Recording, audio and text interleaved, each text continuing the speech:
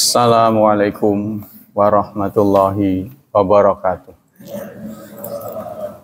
Innal hamdalillah nahmaduhu wa nasta'inuhu wa nastaghfiruh wa na'udzu billahi min syururi anfusina wa min sayyiati a'malina.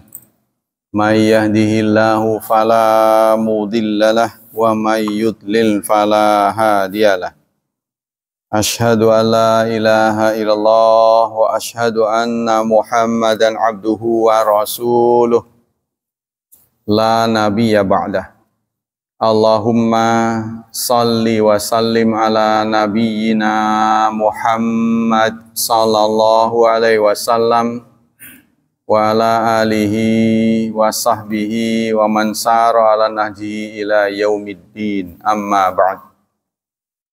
Ayo ikhwah, pelajaran akidah kali ini adalah tentang khasaisun Nabi, keistimewaan Nabi.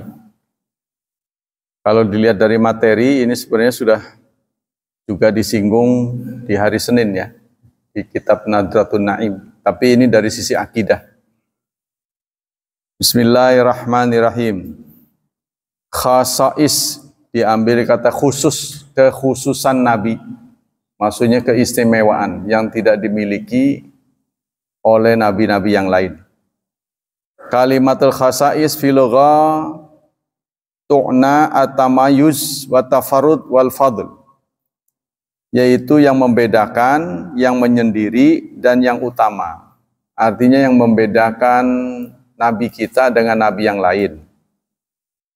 Terus hal-hal ini hanya dimiliki oleh Nabi saja. Hanya tafarud, ngedeweki. Kalau bahasa Jawa itu, ngedeweki. Wal fadl, dan keutamaan. Qala Zubaidi wa fil basair al khusus atafarud bi ba'di syai' mimma la tusyarikuhu fil jumlah wa khasau bil wad. Kadzalika idza fadalahu duna ghair. Arti khusus adalah dia menyendiri ya dengan hal-hal yang tidak dimiliki dan tidak bisa dilakukan oleh yang lain. Secara istilah khasais itu adalah fadail, keutamaan-keutamaan wal umur dan perkara-perkara allati infarada bihan nabi yang hanya dipunyai oleh nabi kita. Nama lain dari khasais adalah ba'dul asma ukhra fil kal fadail, syama'il, dalail. Nah itu. Nama lain dari khasais adalah syama'il, fadail, dalail. Jadi kalau kita pernah dengar nama-nama itu, fadail, syama'il, dalail, itu adalah hal-hal yang istimewa dari nabi kita. Bahkan ada kitab khusus namanya Dalailul Khairat. Di kampung-kampung itu dibaca secara nyanyian. Dengan nyanyian. Tiap malam Jumat biasanya. Tapi sayangnya, sekali lagi sayang, hanya dibaca saja. Yang baca nggak ngerti isinya. Itu yang menyebabkan kita nggak pernah maju, itu hanya cerita tapi dijadikan mantra gitu. Sebenarnya cerita tapi dijadikan mantra gitu. Isinya nggak tahu. Al-manzilah khasaisun nabi allati mayyazallahu allati mayyazahullahu azza wa jal biha tadullu ala syarafi wa fadlihi wa makanati inda rabbih. Khasais, keistimewaan yang dipunyai Nabi kita adalah hal-hal yang membedakan Nabi kita dengan Nabi yang lain, yang menunjukkan kemuliaan beliau, keutamaan beliau, dan posisi beliau di sisi Tuhannya. Fahuwa sallallahu alaihi wasallam imamul mursalin. Dia adalah imamnya Rasul-Rasul. Wasayyidu waladi Adam. Dan merupakan sayyid dari anak Adam. Ya.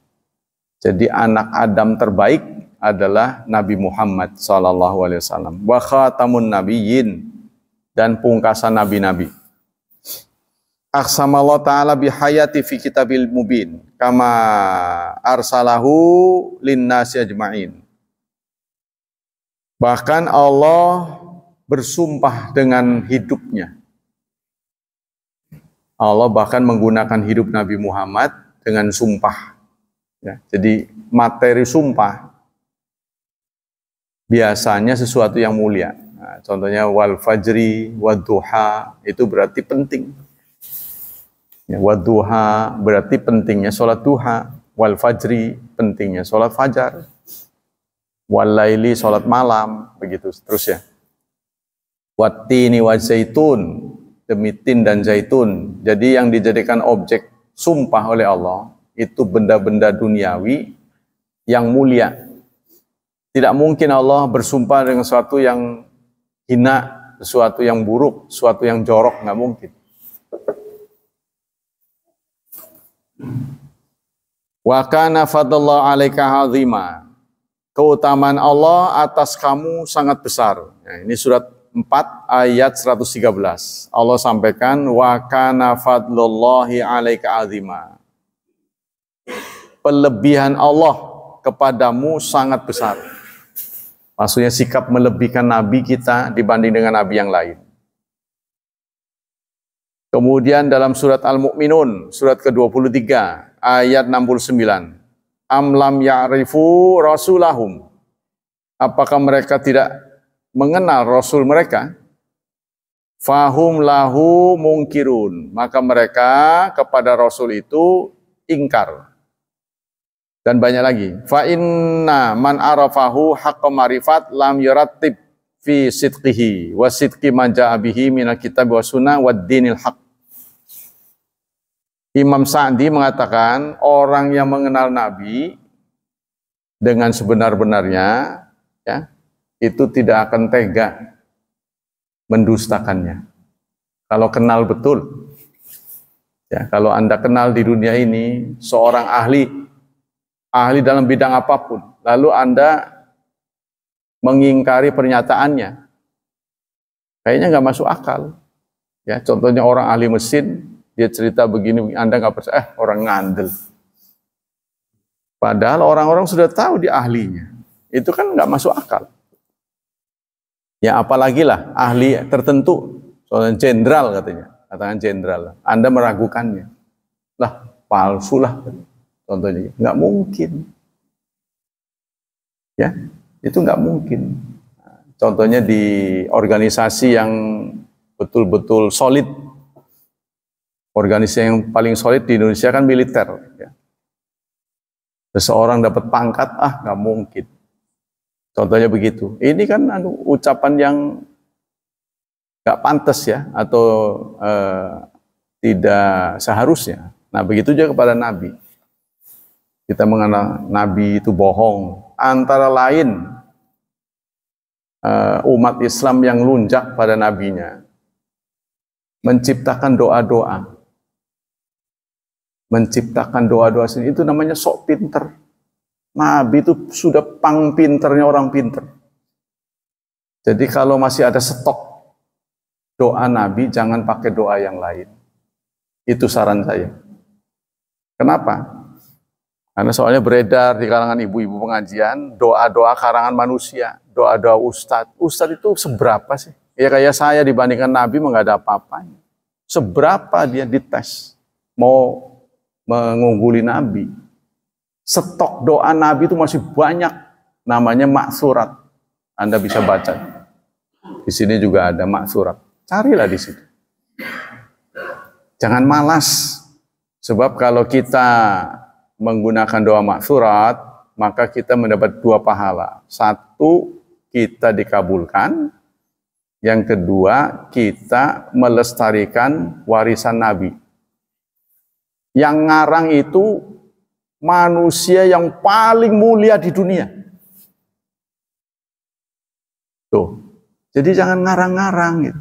Contohnya ada bi barakati hadi Rasulillah dibaca 3 kali. Yang nyuruh siapa? Anda baca-baca capek-capek, nanti nggak dapat. Itu beredar di kalangan ibu-ibu. Sekarang ini, bukan lama, ini baru update. Itu nggak tahu dari siapa. Insya Allah Bu, doanya dikabul. Dari mana? Saya yang ngelihat aja ngelunjak amat pada Nabi saya. Saya ikut tersinggung. Nah itulah. Jadi kalau kita tahu siapa Nabi Muhammad, kita tentu tidak ada pikiran sedikit pun untuk melawan beliau. Semua karya-karya, semua produk beliau itu berdasarkan wahyu. Ya. Dalam salah satu ayat dikatakan apa? Wa ma yantiqu 'anil hawa. Dia tidak bicara dari hawa nafsunya. In huwa illa wahyun yuha. Melainkan wahyu yang disampaikannya.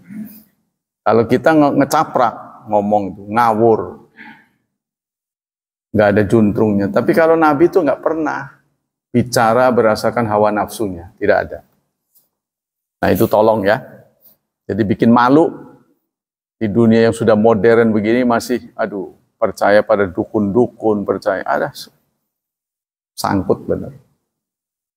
Udah pada umur pensiun masih kekanak-kanakan, percaya pada yang nggak seharusnya gitu. Itu harus sudah ditinggalkan. Saya berharap teman-teman tetangga saya udah cerdas gitu. Jadi kalau saya lihat, waduh kok begini kemunduran ini. Yang nggak ngaji itu sebelah sono boleh begitu, tapi kita tidak boleh. Kita harus cerdas. Gunakanlah karya Nabi sepanjang ada. Kalau Anda lupa, nggak inget lagi, itu baru boleh karya sendiri. Terbit dari dia. Oh, punya kesempatan berdoa, apa dia? Kata Syekh Utsaimin, kalau Anda terdesak waktunya untuk berdoa, ngepas tuh ya, pas momennya mustajab, contohnya saat hujan tuh. Saat hujan kan doanya mustajab. Waduh, lupa doa apa? Ya doa paling minimal tuh astagfirullah. Astagfirullah. Kalau Anda nggak ingat apa-apa. Atau Rabbana atina fid dunya hasanah wa fil akhirati hasanah wa qina adzabannar. Jadi jangan ngarang sendiri. Ya Allah, bikin saya kaya. Nanti kalau dikasih kaya, Anda sendiri bisa mati berdiri. Contohnya begitu kan? Kita nggak pernah tahu. Kita menjadi sesat. Lanjut. Dalil-dalil minal Quran dalam surat Al-Hujurat, surat ke-49 ayat 2. Ya ayyuhalladzina amanu la tarfa'u aswatakum fawqa sautin nabiyyi wa la tajharu lah. Wahai orang-orang beriman, la tarfa'u, jangan tinggikan volume suaramu. Fauqa sautin nabi, melebihi volume suara Nabi Muhammad. Wala tajharu lahu bil qawli, janganlah kamu menjaharkan padanya ucapan kajahri ba'dikum li ba'din, seperti kalian dengan sesama teman. Kenapa kalau begitu? Antahbata a'malukum, maka amal-amal kamu akan gugur. Hanya dengan bicara keras kepada Nabi Muhammad, amal kita bisa gugur. Berarti Nabi punya keistimewaan. Tuh, sampai sekarang masyarakat Madinah yang bawa mobil, kalau melintas dekat Masjid Nabawi, mereka tidak berani membunyikan klakson. Nggak berani. Ya, karena tunduk mereka kepada Nabi. Walaupun Nabi sudah rebah, tinggal jasadnya saja sudah meninggal, sudah wafat. Tapi mereka anggap seperti hidup. Nggak berani. Itu semua rata-rata. Pada di situ ya memang ada gambarnya, klakson dikasih palang. Memang di sana juga ada. Itulah ya ketaatan mereka.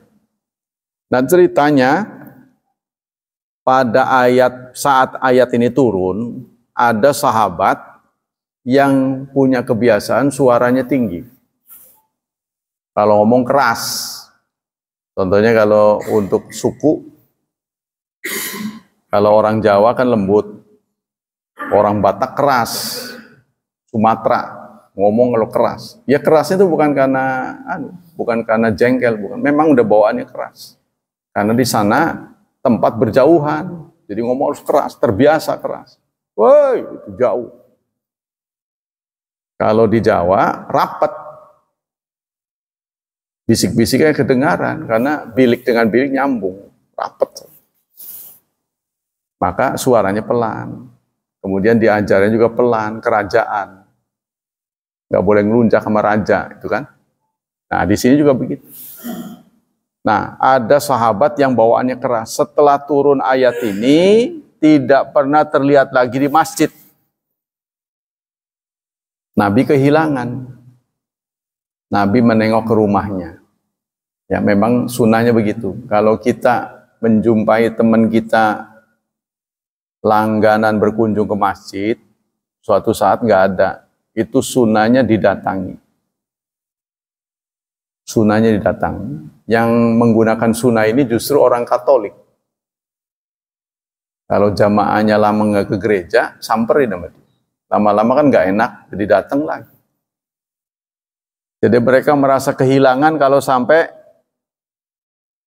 meloloskan diri, mengundurkan diri. Nah, itu jangan sampai terjadi. Nah, caranya mengantisipasi itu dikunjungi. Kenapa nggak datang lagi? Ada apa? Nah, ini juga begitu. Nabi mendatangi sahabat, ya Rasulullah, bukankah ada ayat turun yang melarang bicara keras, melebihi suaramu? Saya kan bawaannya keras ya Rasulullah. Tentu saja sebagai umatmu, aku takut amalku berguguran. Itu kata sahabat ini, ya cerdas sahabat ini, ngerti. Lalu Nabi mengatakan, yang dimaksud itu bukan kamu, orang yang sengaja mengeraskan suara karena ada Nabi.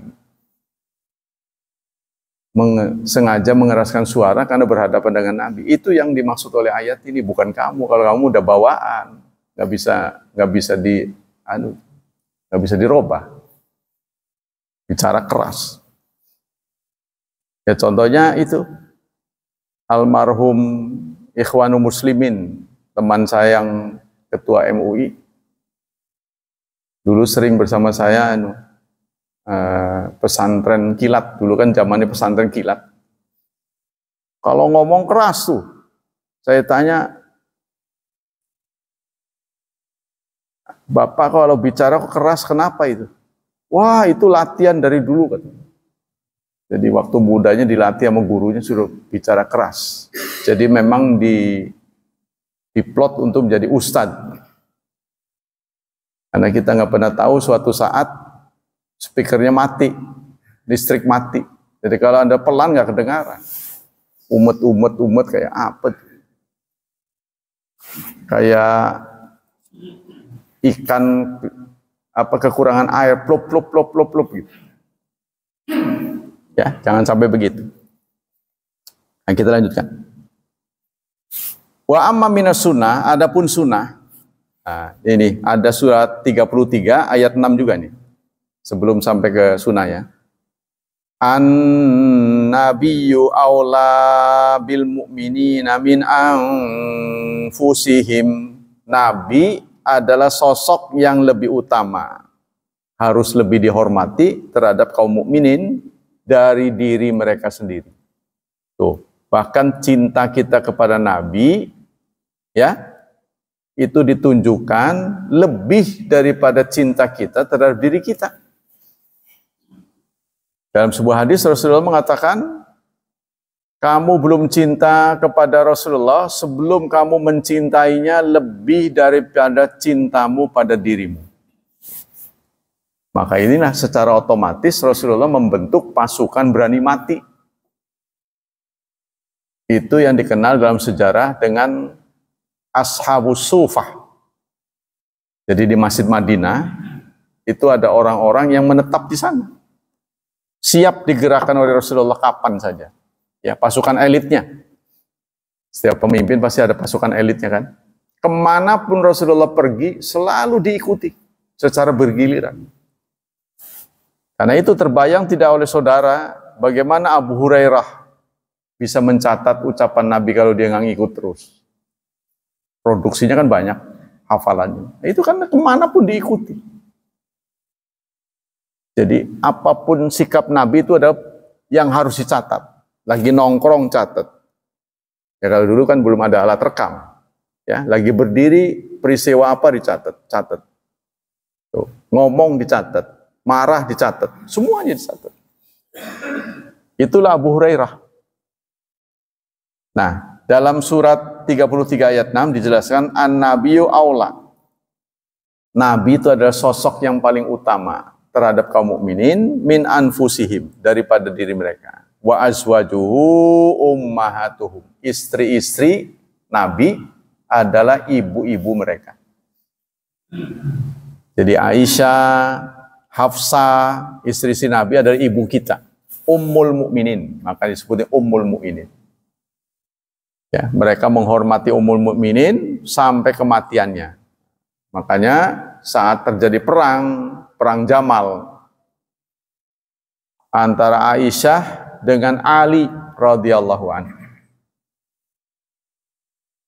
Pasukan dari Aisyah bisa dikalahkan oleh khalifah, karena khalifahnya Ali waktu itu. Aisyah kemudian ditangkap, diberi nasihat, jangan lagi ikut-ikutan. Posisi Anda mulia, Anda adalah ibu untuk semua. Mana bisa seorang anak melawan ibunya? Ya kan? Jangan sampai terjadi. Walaupun Ali itu sahabat Rasulullah, tapi tetap Aisyah posisinya ibu dia. Dari sisi usia malah lebih tinggi Ali. Karena Aisyah menjadi janda, Rasulullah wafat, beliau umur 19. Siapa yang tahan umur 19 menjadi janda dan tidak boleh bersuami lagi? Kan istri Nabi nggak boleh suami lagi. Tidak boleh nikah lagi. Ya, itu ada ayatnya. Nah, maka itulah Aisyah dikembalikan secara terhormat. Sejak itu Aisyah tidak pernah ikut lagi dalam urusan kepemimpinan. Ini biarlah laki-laki. Anda posisinya sudah mulia sebagai ummul mukminin. Nah itulah, maka beliau tidak terlibat lagi. Begitu juga Rasulullah menyatakan dalam surat 33, Allah menyatakan dalam surat 33 ayat 32. 33 apa 32 ya? Kurang. 32. Surat 33 ayat 32. Allah berfirman, ya nisa'an nabi, wahai istri-istri Nabi, lastunna ka'ahadim minan nisa, kalian ya bukanlah seperti wanita biasa. Kalian bukan wanita biasa. Jadi istri-istri Nabi ini bukan wanita biasa. Ini taqwaitunna, jika kalian bertakwa, fala takhda'na bil qaul, janganlah merendahkan suara.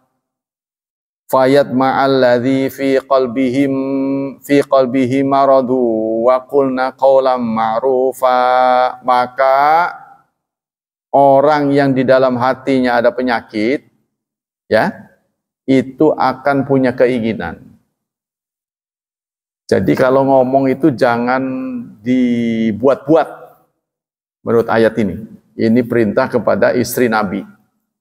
Ngomongnya jangan dibuat-buat. Khawatir nanti didengar oleh sahabat, ya, mereka punya sesuatu, tergoda gitu ya. Karena suara perempuan tuh kalau dibuat-buat bisa menggoda laki-laki, dilemes-lemesin, dia lenjeh lah kata bahasa. Dibuat lenjeh. Kalau bahasa Jawa Tengahnya. Kalau di sini apa ya?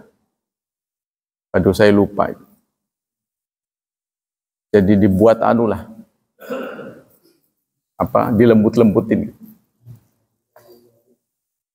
Apa bahasa sini lupa. Wa amma minas sunnah, adapun sunnah, Rasulullah menyatakan u'titu khamsan lam yu'tahunna ahadun. Aku diberi 5 yang belum ada seorang pun sebelum aku diberi. Ya, sudah dijelaskan ini. Kemudian keistimewaan lain yang diberikan kepada Nabi kita, ana awalun nas yashfa' fil jannah. Aku adalah orang pertama yang diberi hak untuk memberi syafaat di surga. Wa ana aktsaru anbiya taba'an. Dan aku nabi, satu-satunya nabi dengan pengikut terbanyak. Aku adalah satu-satunya nabi. Kita tahu kan, nabi yang ada listnya, jumlah nabi itu banyak, tapi yang ada listnya, ada namanya dalam Quran, itu ada 25. Ya, di antara 25 lagi, 25 itu naik lagi derajatnya menjadi ulul azmi. Ulul azmi ada 5. Dimulai dari Nabi Nuh, Nabi Ibrahim, Musa, Isa, Nabi Muhammad. Nabi Nuh pengikutnya cuma 40. Ya, dengan waktu dakwah 950 tahun. Pengikutnya cuma 40, makanya dia kesel. Nabi Musa pengikutnya agak banyak. Nabi Isa, Nabi Ibrahim, Musa, Isa. Tapi dibandingkan Nabi kita, jauh ketinggalan. Kenapa? Karena Nabi-Nabi terdahulu sifatnya lokal. Paling banyak regional. Jadi mereka tidak boleh lintas batas. Ya, makanya ada penulis, seorang kristolog menulis, Yesus melarang berdakwah ke timur. Enggak, judul gini. Yesus melarang berdakwah ke Indonesia.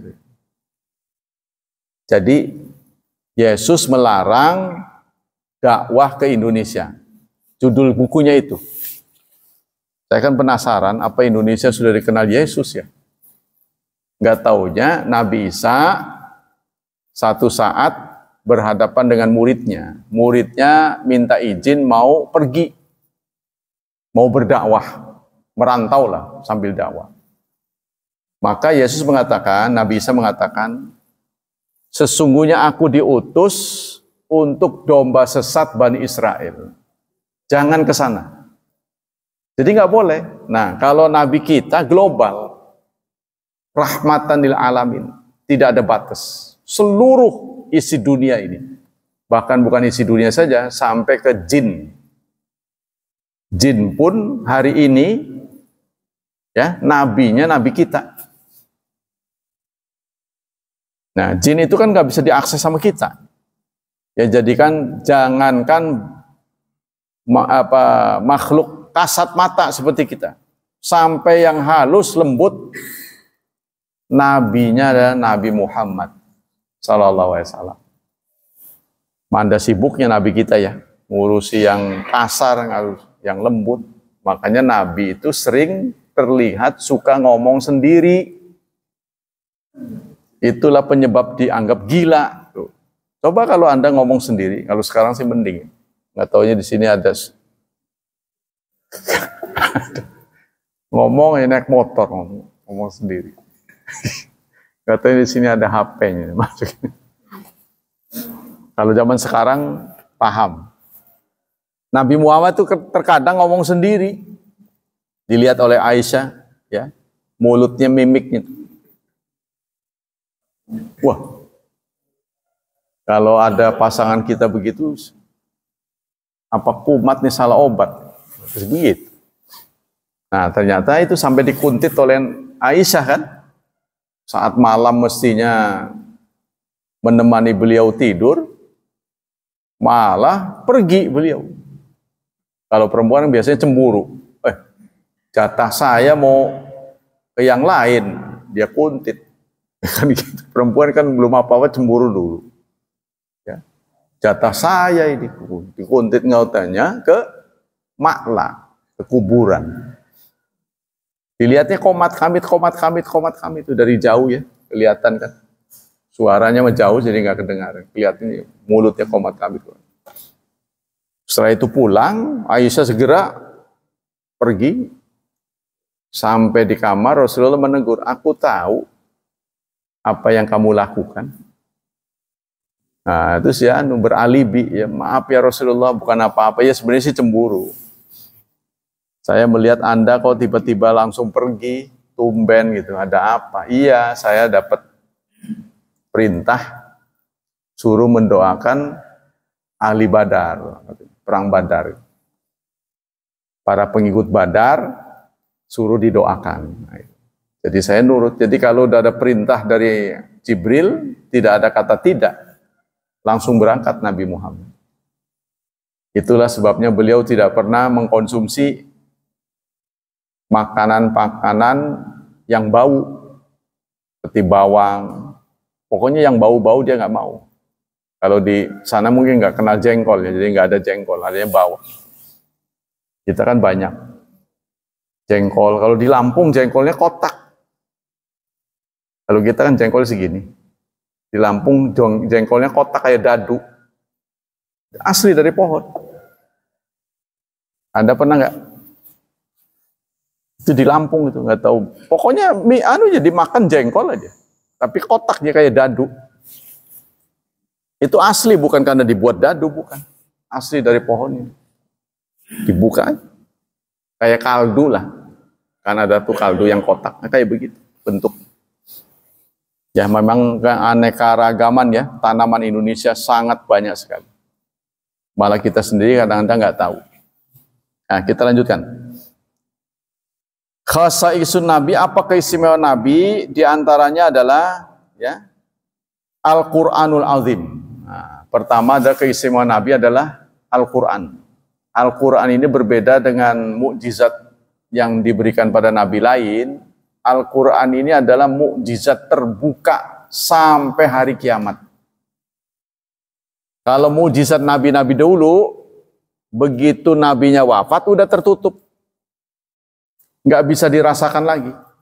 Ya, nggak bisa dinikmati lagi mukjizatnya. Tapi Al-Quran ini mukjizat terbuka sampai hari kiamat. Nah, mungkin di zaman kita sekarang, ada yang kita belum tahu. Mujizatnya sudah diberitahu, tapi kita nggak mudeng. Nanti di akhir zaman mungkin orang-orang lebih mudeng. Begini nggak taunya. Kita nggak mudeng. Ya, seperti zaman dulu banyak yang nggak ngerti. Contohnya, dia yang telah mengeluarkan dalam surat Yasin tuh, minasyajaril akhdari naran, mengeluarkan dari tanaman hijau, mengeluarkan api. Dialah yang telah mengeluarkan api dari tanaman hijau. Orang dulu nggak ngerti. Nah sekarang di zaman kita sudah menciptakan korek api. Tuh, kan tres gitu tuh, yang pakai lidi itu. Itu dari tanaman. Ya, dua benda yang disatukan mengeluarkan percikan api. Kalau dulu kan pakai batu.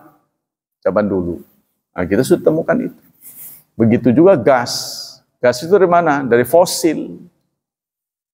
Itu inspirasi dalam Quran. Zaman dulu nggak mudeng. Berhubung nggak mudeng, ya mereka patuh aja. Simpen aja dulu. Nggak ngerti. Nah sekarang orang ngerti. Banyak sekali ayat-ayat. Sama dengan Allah mengajak kita berpikir tentang air susu. Air susu itu mengalir, dia terjepit antara kotoran dan darah. Katanya dalam tubuh binatang, ya, air susu itu terjepit antara saluran darah dan saluran kotoran. Tapi kok bisa keluar dari situ? Bisa diminum. Coba pikirkan. Ya, begitu jelimetnya itu. Metabolisme tubuh kita. Jelimet sekali. Rumit. Ya, tapi Allah bisa membuat seperti itu, membuat takdir. Jadi katanya ini saraf yang ada pada manusia itu kalau diulur panjangnya sama dengan garis khatulistiwa. Saraf kita, di otak ini, ya. Manusia ditakdirkan sebagai makhluk terbaik dan di dunia ini yang punya otak terbesar adalah manusia. Walaupun dinosaurus secara fisik jauh lebih besar daripada kita, atau jerapah, gajah, ya, dan lain-lain lah. Pokoknya binatang yang besar-besar. Dari sisi fisik lebih besar, tapi volume otaknya kalah dengan manusia. Jadi volume otak kita itu lebih besar. Ya, walaupun kata orang tuh ada kemiripan antara primata dengan kita. Ya, tingkat hanya berapa level lah gitu. Kacok sedikit. Tapi ternyata kita dengan primata tetap berbeda. Ya, kita dengan monyet seperti yang dikatakan oleh Charles Darwin. Kita ini adalah evolusi dari kera katanya. Kalau menurut kita mah manusia kera. Apakah cicak itu dari toke? Toke dari komodo asal mulanya? Itu masing-masing spesiesnya itu beda-beda. Apakah terfikir oleh kita, seandainya nih, kuda mengawini manusia. Contohnya, apakah nanti separuh badannya kuda, separuh manusia? Apa otak kita begitu? Nggak bisa. Gennya lain, nggak mau dia. Ya, nggak mau. Ada yang mau, ada yang nggak mau. Contohnya manusia dengan manusia, kulit putih dengan kulit hitam. Bisa. Nanti keluar mungkin abu-abu ya. Namanya Indo. Tapi kalau manusia dengan hewan nggak bisa. Kalaupun itu terjadi, ya bersetubuh gitu, tetap nggak bisa. Separuh kuda, separuh seperti yang dibayangkan, dihayalkan tuh. Banyak kan dihayalkan dunia dongeng itu. Seperti orang Hindu meyakini Wisnu apa itu? Kan ada itu patung Garuda Wisnu Kencana, ya kan? Di sana itu ada terbuat dari tembaga yang ada di angkasa paling besar, beratnya sekian ton itu. Itu patung Garuda Wisnu Kencana yang di Bali itu. Di Bali. Terus gimana ceritanya sih Garuda itu kaitannya dengan Dewa Wisnu? Ngendog katanya. Si Garuda ini ngendog. Jadi endoknya keluar, jadi manusia. Nah, ini kan otaknya. Dari sisi biologi aja nggak bisa. Nah, kalau statement dari ajaran Islam nggak ada yang bertentangan dengan ilmu pengetahuan. Kalaupun ada, itu dari ulama, bukan dari Nabi. Akan ketahuan di kemudian hari, oh salah. Ternyata bukan Nabi yang bicara. Ulama. Karena ulama kan memang pas-pasan ya. Namanya positif. Positif itu cara berpikir orang kedisinian dan kekinian. Kalau kita kurang bergaul, maka kita otaknya di sini, lokal, dusun jadinya. Namanya dusun kampung. Jarang bergaul dengan orang lain. Oh, pantesan dia pendapatnya begitu. Dusun namanya. Tapi kalau kita bergaul, orang sering bergaul dengan berbagai bangsa, berbagai suku, biasanya dia supel. Nggak takut sama orang. Ya karena padahal dia darahnya merah, saya merah. Makannya sama, kebutuhannya sama. Dia nggak akan takut. Yang penting kita jaga disiplin. Kode etik dijaga. Kalau kurang gaul ya. Nah kekinian. Kedisinian dan kekinian. Pemikiran kita tidak akan berbeda.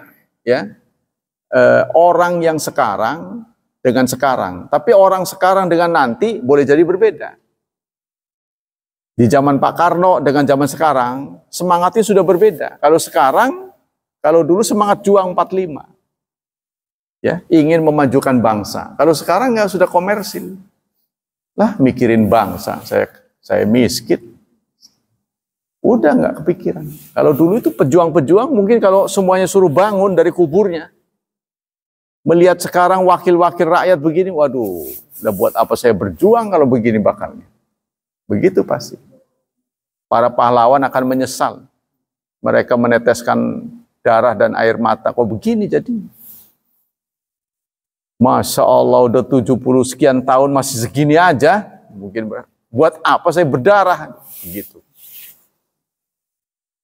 Mungkin begitu. Ya, kalau kita disebut bangsa nggak bisa maju, kenapa Malaysia bisa maju?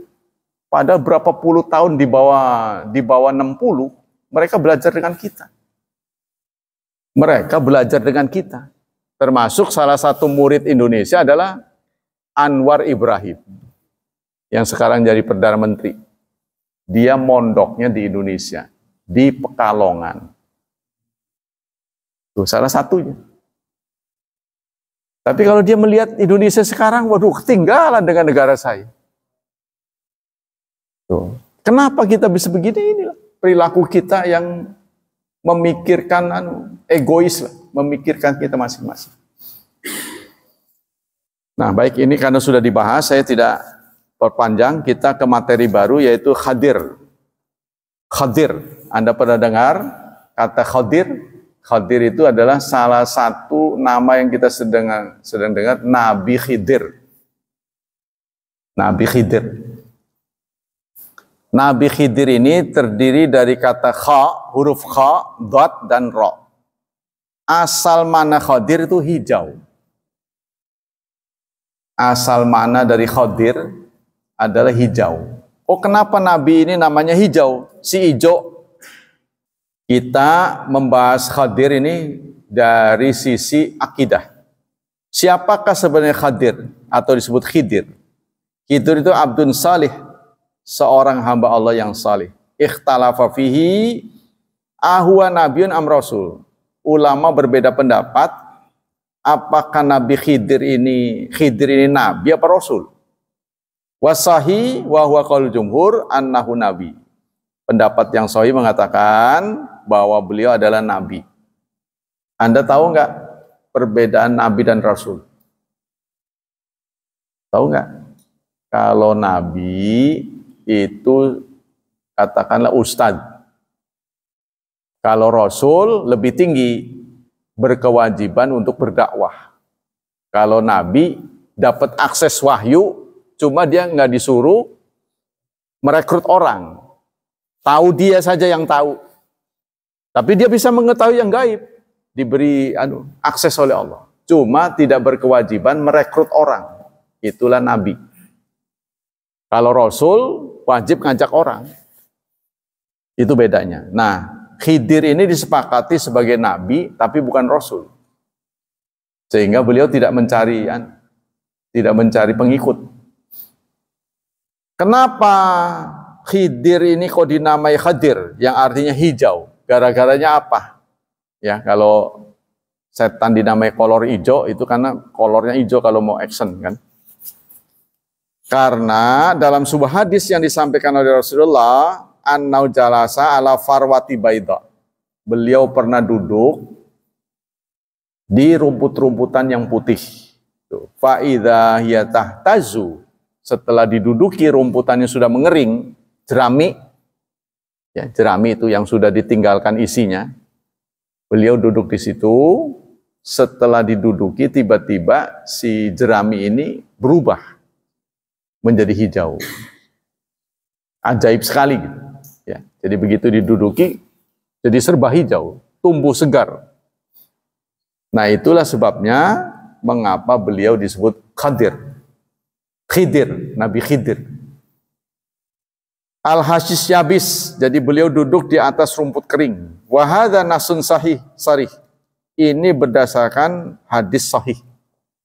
Ya, jadi keterangan ini bukan keterangan palsu.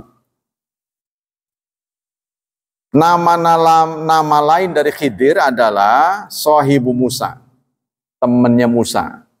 Ya, jadi nama lain dari Khadir, sahabatnya Musa. Ada lagi Balya bin Malkan. Nama lain dari Khadir ini Balya bin Malkan. Jadi Khidir itu adalah julukan. Yajibu ala kulli muslim ayatakida anal Khadir huwa sahibu Musa ibnu Imran.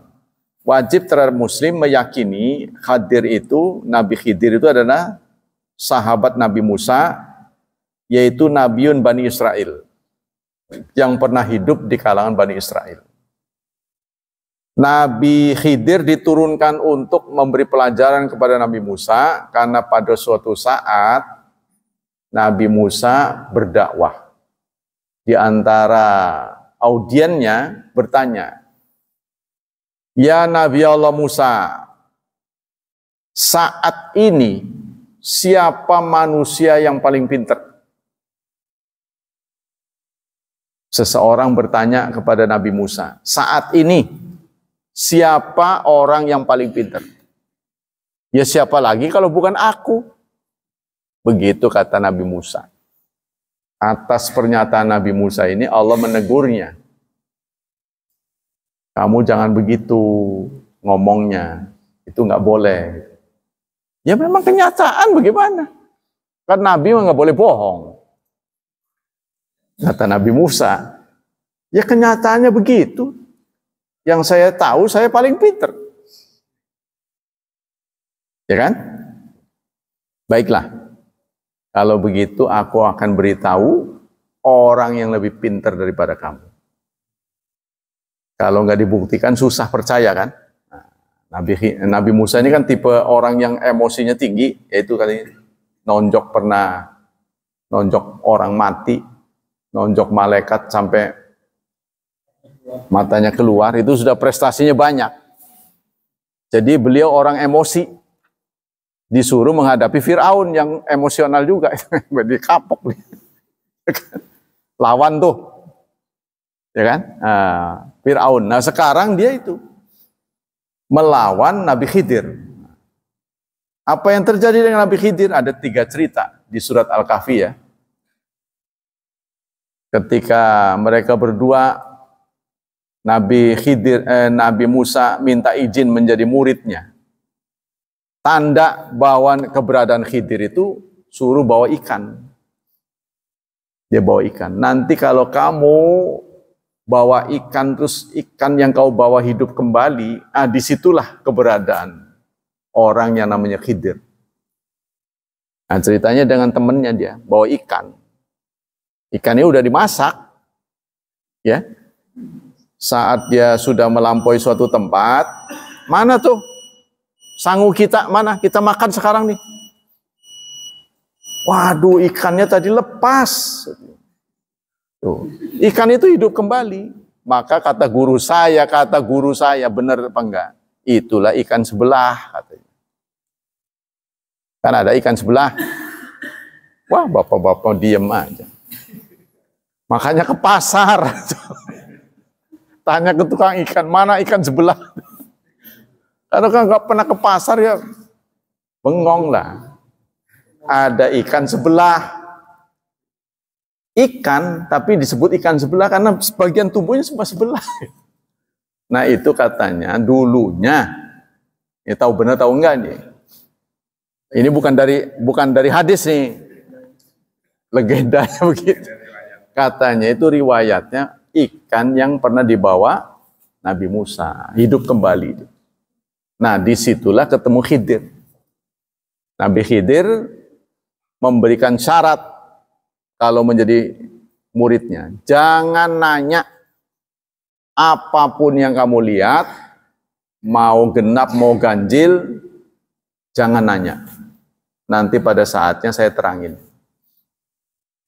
Nah itu satu saat dia naik perahu, ya kan, naik kapal, lalu dilubangi si kapal itu oleh Nabi Khidir. Waduh, apa-apaan dilubangi itu? Nggak kesian aja. Kan saya udah bilang jangan nanya. Mau kasih 3 peluang. Tuh. Oh iya ya, oh iya maaf ya. Itu nanti ceritanya ada di Suratul Kahfi ya. Anda baca aja terjemahnya. Kurang lebih diceritain dipersingkat. Terus itu lagi. Terus ngikut lagi. Kemudian ketemu dengan 2 bocah. Sangat indah ya. Imut-imut lah si bocah ini. Diambil kepalanya, dibenturkan ke tembok. Sampai pecah. Mati si anak itu. Ya Allah. Kata Nabi, refleks beliau. Perbuatanmu mungkar sekali ini. Kan saya udah bilang jangan nanya. Gagal mani. Kedua. Terus jalan lagi. Di satu kampung mereka lapar. Mereka lapar minta suguhan pada penduduk sekitar. Tapi penduduk sekitar nggak mau karena ini orang asing, curiga kan. Takut penjahat. Jadi masing-masing pada nggak mau keluar makanan. Waduh, udah gitu Nabi Khidir kemudian menjumpai gubuk yang mau roboh. Dibetulin sama dia. Dibetulin jadi bagus. Setelah bagus, orang beramai-ramai ngasih makanan. Malah ditolak. Astagfirullah. Tadi minta pada nggak ngasih, sekarang malah pada ngasih, Anda nggak nerima. Udah nggak bisa kamu jadi murid aku. Sudah 3 masalah yang kamu tanyakan. Lalu dijelaskan oleh Nabi Khidir, aku lubangi kapal itu karena sekarang ini hidup raja yang senang menjarah kapal yang bagus. Saya kesian sama yang punya kapal, jadi saya cacatin. Kalau dia melihat cacat nggak akan diambil, nggak akan dirampas. Saya cacatin sengaja. Yang kedua, anak yang saya bunuh itu adalah perintah dari Allah Subhanahu wa Ta'ala. Karena anak ini nanti kalau sudah dewasa, dia durhaka sama orang tua. Orang tuanya saleh. Orang tuanya nurut aja sama anaknya. Apa yang dia minta diturutin. Akhirnya akan membuat kepada musyrik. Maka oleh Allah dicegah dengan dibunuh. Allah nanti akan menggantikan anak yang saleh setelah dia. Yang ketiga, kita minta itu hak kita sebagai seorang musafir. Kalau dikasih kita terima. Tapi giliran kita sudah ngebangun, yang saya bangun itu adalah gubuk orang miskin. Di bawahnya ada harta simpenan. Sehingga saya amankan. Saya bangun lagi supaya nggak diambil orang. Nah inilah 3 sebab kenapa kita telah berbuat begini. Tapi 3 ini menyebabkan Anda tidak berhak lagi menjadi muridku. Disitulah Nabi Musa baru tahu bahwa walaupun beliau itu penampakannya biasa-biasa saja, tetapi ilmunya sangat tinggi, tidak bisa dipelajari. Baru dia sadar. Sehingga turun ayat wa fawqa kulli dzi ilmin alim. Wa fawqa kulli dzi ilmin alim. Setiap orang berilmu ada yang lebih berilmu. Ini pembelajaran buat kita. Jangan merasa diri paling tahu. Mungkin kita tahu dalam bab tertentu, nggak tahu di bab yang lain. Ini kepada siapa saja. Termasuk kita harus mengikhlaskan diri kita lebih bodoh daripada anak kita. Karena dia sekolah. Ya, kita harus ikhlas, nggak boleh. Kamu pokoknya sekolah dimanapun nggak boleh lebih pintar dari bapak. Sehingga omongan bapaknya nggak boleh dibantah. Aku pasti lebih pintar. Lebih lama aku, lebih pengalaman. Sudah makan asam garam. Nggak boleh begitu. Karena sekarang sudah ilmu modern. Kalau zaman dulu, bayi bisa melek butuh waktu. Sekarang berapa hari sudah melek dia. Ya kan? Begitu nggak? Kalau zaman dulu, kan masih merem begitu. Buat melek itu butuh waktu. Tapi sekarang hitungan jam dia udah melek. Tingkat kecerdasannya tinggi. Nah, ini karena memang perbaikan nutrisi kita. Umur orang jauh lebih panjang. Jadi bukan sesuatu yang mustahil, saudara, kalau kita mempertahankan umur. Karena menurut penelitian dari seorang dokter UI, dia menulis disertasi, meneliti kenapa bangsa Jepang umurnya lebih tinggi. Apa mungkin Allah berpihak pada orang Jepang? Kan nggak mungkin dia menyembah matahari. Ya kan? Pasti ada sesuatu sebab ini yang dijalani. Nah itu ternyata kebanyakan karena orang Jepang itu positive thinking. Salah satunya. Yang kedua mereka rajin olahraga. Kan di sana tuh seneng tuh jalan-jalan tuh seneng. Sebenarnya sudah di manage umat Nabi Muhammad suruh jalan tapi malas. Motor. Malah nanya ke ustadznya, mudah-mudahan disamakan dengan jalan. Ya saya bukan nabi, nggak bisa jawab. Mudah-mudahan lah ongkos bensinnya dianggap dengan jalan. Ya nggak tahu saya. Kan saya menjelaskan di masjid, Saya mengatakan masjid saya insya Allah selalu ramai. Masjid di kampung-kampung sudah mengalami nasib yang kurang baik, sepi. Ini kenapa? Kan nggak mungkin Allah berpihak pada kita, tidak berpihak pada orang kampung, kan nggak mungkin kan? Allah kan maha adil. Ini menurut saya karena pendapat mereka, sholat berjemaah itu sunnah. Mereka ini terobsesi oleh sunnah. Sunnah dikerjain dapat pahala, nggak dikerjain nggak apa-apa. Makanya mereka di rumah. Kalau kita beranggapan kalau nggak ada halangan yang penting, jangan sampai tinggal sholat berjemaah. Kita mau begitu. Ketika saya sampaikan di masjid lain itu sepi. Saya kan berusaha sebagai dai kan niru kita kan. Nah itu penyebabnya Anda menganggap sholat berjamaah nggak penting. Ya syukur ke sampean, kalau enggak ya nggak apa-apa. Ya begitu anggapannya. Kalau kita enggak, kalau enggak halangan benar, jangan sampai tinggal sholat berjamaah. Makanya ramai, insya Allah. Dipentingin gitu lah. Lalu si DKM-nya negur saya. Bapak kok kenapa nyampeinnya begitu katanya. Harusnya Bapak nyampaikan pendapat yang kuat adalah pendapat yang mengatakan sunnah. Loh kan berarti kan saya melakukan pembenaran. Nggak ada perbaikan itu mah. Saya bilang ngatur saya lagi. Wong saya selurusnya menurut sini. Terserah Anda. Kalau Anda pengen sepi berarti pendapatnya sunnah tadi. Nggak terlalu dipentingin. Tapi kalau Anda ingin berubah, orang tertarik ke masjid, Anda harus berfatwa kalau nggak penting-penting amat, jangan sampai meninggalkan sholat berjemaah. Begitu baru. Begitu nggak, bapak-bapak? Pendapatnya sama nggak kayak saya?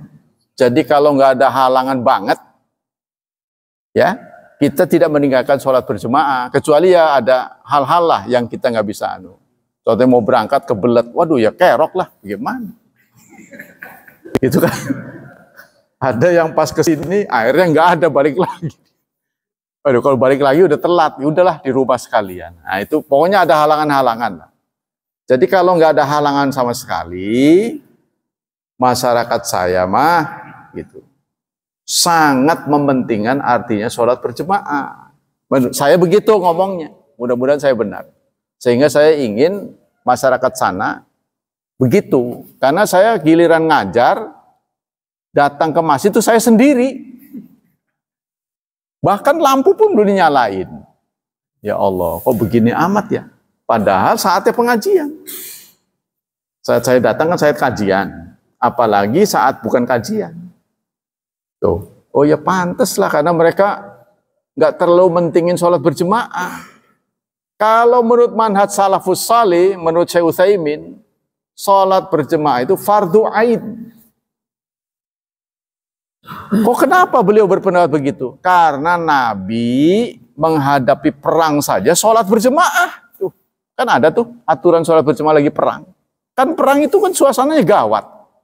Wis aja sholat maning lah, wis kerok ke premen gitu. Kan begitu kan? Kalau menurut otak kita, udah kalau lagi perang mau bagaimana mau sholat berjemaah? Nah, tapi itu tetap disempatin sholat berjemaah. Makanya ada di satu perguruan setiap zuhur ngajak sholat berjemaah. Tapi ada yang usianya cukup tua, nggak mau sholat berjemaah. Nah, disinilah kita berpisah. Beda madhab, saya bilang gitu. Disinilah kita beda madhab. Orang setinggi apapun ilmunya, kalau dia tidak patuh pada Allah, apalagi ilmunya ilmu agama, tidak patuh pada Allah, kita nggak bisa ambil ilmunya.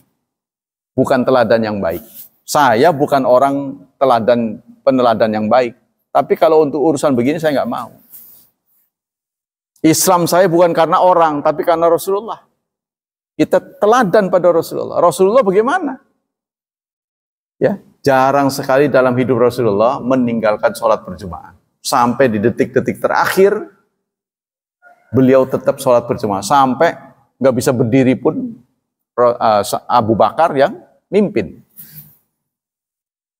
Tapi Abu Bakar ngelihat di belakang. Itulah khosaisun Nabi katanya. Kok ada makmum di belakang, imam di belakang. Itulah waktu Nabi terakhir. Nabi ini di belakang nggak bisa berdiri, udah kamu aja yang imamin. Jadi Abu Bakar walaupun dia jadi imam, dia ngelihat Nabi mau begitu, dia tunduk. Gitu. Kan kerok kita kan. Nabinya di belakang, dia di depan. Abu Bakar suruh maju. Tapi Nabi hadir di situ. Kan kita nggak boleh mengalahkan Nabi. Jadi ngelihat. Ya, Allahu Akbar. Allahu Akbar begitu. Abu Bakar Siddiq, beliau tidak mau mendahului Nabi Muhammad. Nah, kecuali di waktu fajar kematian beliau sudah ditunggu banyak orang, dia buka penutup kainnya. Melihat barisan senyum, ditunggu-tunggu sampai waktu udah lama nggak keluar, ya sudah. Dia menyuruh Abu Bakar mengimami. Nggak lama, berapa jam terdengar sudah wafat. Itu yang terakhir. Nah, kita kembali sini.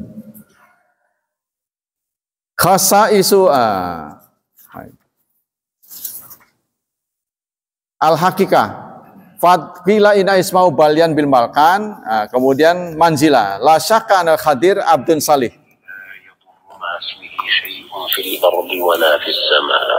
Waktunya sudah habis ya. Yang perlu saya tambahkan adalah adanya keyakinan bahwa Nabi Khidir masih hidup, itu pendapat yang tidak benar. Ya, Nabi Khidir itu sudah wafat. Karena kita suka sering omong-omongan, sering dengar omongan, jangan ngomong begitu, nanti Nabi Khidir lewat mah. Itu bohong. Nabi Khidir sudah wafat. Nggak mungkin orang masih hidup, kecuali Nabi Isa. Nabi Isa masih hidup, proses penuaannya tidak diproses oleh Allah. Jadi kalau diproses, ya pasti udah melengkung lah, udah berapa ribu tahun. Kalaupun dia turun ke bumi, waduh, udah putih semua pasti begitu. Tidak diproses oleh Allah, penuaannya. Nanti balik lagi ke dunia, baru diproses. Karena itu beliau akan turun nanti dari langit tingkat berapa itu. Turun lagi untuk terakhir kali, ingin menyatakan bahwa aku adalah umat Nabi Muhammad. Tuh, mungkin saya kira orang Kristen gak akan percaya. Saya adalah Yesus yang kalian tuhankan itu. Saya bukan Tuhan. Saya adalah umat Nabi Muhammad. Kalau waktu dulu saya diutus sebelum Nabi Muhammad lahir. Sebelum Nabi Muhammad diutus. Tapi sekarang saya datang lagi sebagai umat Nabi Muhammad. Kira-kira percaya nggak? Orang Kristen mungkin, iya tah, masih begitu. Udah lama nggak ketemu pangling pasti kan? Apalagi gambaran-gambaran di foto-foto itu belum tentu sebenarnya kan? Iya, ada yang bule, ada yang Jawa, sing bener gitu. Nah, itulah saudara, kajian pagi ini. Semoga Allah Subhanahu wa taala melimpahkan pahala yang berlipat ganda untuk kita. Semoga Allah tetap menjaga dan melindungi kita dari wabah dan fitnah, dari syubhat dan syahwat. Tidak henti-hentinya kita berdoa untuk anak-anak kita, semoga nasib mereka lebih baik daripada kita. Semoga mereka diberkahi Allah, ditakdirkan oleh Allah menjadi hambanya yang salih dan salihat. Subhanakallah wa bihamdika, asyhadu an la ilaha illa anta, astaghfiruka wa atubu ilaik. Wassalamualaikum warahmatullahi wabarakatuh.